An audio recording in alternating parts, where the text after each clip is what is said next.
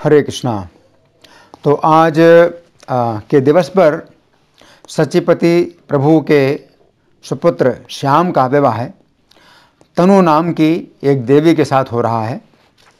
तो इस अवसर पर श्रीमद् भागवत का एक संदेश है, नायम देहो देह भाजाम न लोके, कि ये जो मनुष्य का शरीर प्राप्त हुआ है वो इसलिए नहीं प्राप्त हुआ है कष्टान कामान अर्हते विड्भुजाम, ये कि ऐसे सुखों के लिए कष्ट किया जाए, परिश्रम किया जाए, जो कि विड्भुजाम मल खाने वाले जो पशु हैं तो वो भी प्राप्त करते हैं। यानी जो स्त्री पुरुष का जो सहवास है तो ये जो सुख है ये इतना निकृष्ट है कि मल खाने वाले जो पशु हैं तो उन्हें बिना किसी प्रयास के प्राप्त होता है। तो मनुष्य का जीवन इसलिए नहीं प्राप्त हुआ है कि स्त्री पुरुष के सहवास का सुख प्राप्त किया जाए। बहुत ही ये निम्न स्तर का ये सुख है। तपो दिव्यम पुत्र का ये न सत्वम, तो ये मनुष्य का जीवन प्राप्त हुआ है दिव्य तपस्या के लिए। ये न सत्वम शुद्धेत, ऐसी दिव्य तपस्या की जाए जिसके द्वारा अपनी बुद्धि शुद्ध हो।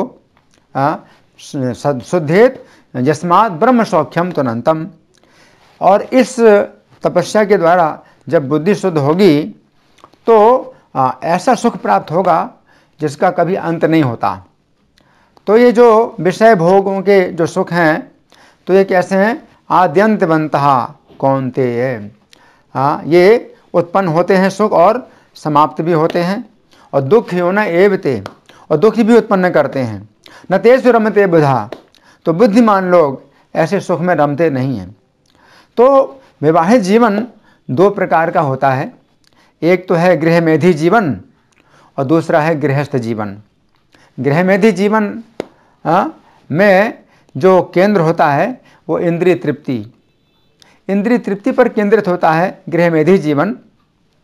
और जो विवाहित जो गृहस्थ जीवन है ये भी विवाहित जीवन है, लेकिन ये कृष्ण पर केंद्रित होता है।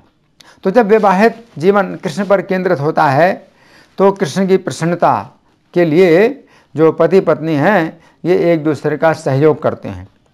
तो विवाहित जीवन का अर्थ ये है, जैसे कि कर्दम मुनि, उन्होंने 10,000 वर्ष तक तपस्या की और जब भगवान प्रकट हुए तो उन्होंने भगवान से एक ऐसी पत्नी मांगी जो कि उनकी भक्ति में सहायता कर सके। तो भगवान भी उनकी इस भावना से प्रसन्न हुए और भगवान ने स्वयं मनु की पुत्री देवहूति का विवाह कर्दम मुनि से कराया और भगवान स्वयं उनके पुत्र बने। तो कर्दम और देवहूति का जो विवाह हुआ था तो ये कैसे हुआ था, भगवान को केंद्र बना करके। और इस प्रकार से जब भगवान केंद्र बनते हैं तो वो गृहस्थ जीवन सफल होता है। तो गृहस्थ जीवन में क्या होता है कि कुछ नियमों का पालन किया जाता है और भगवान को जो है अपने जीवन का केंद्र बनाना है।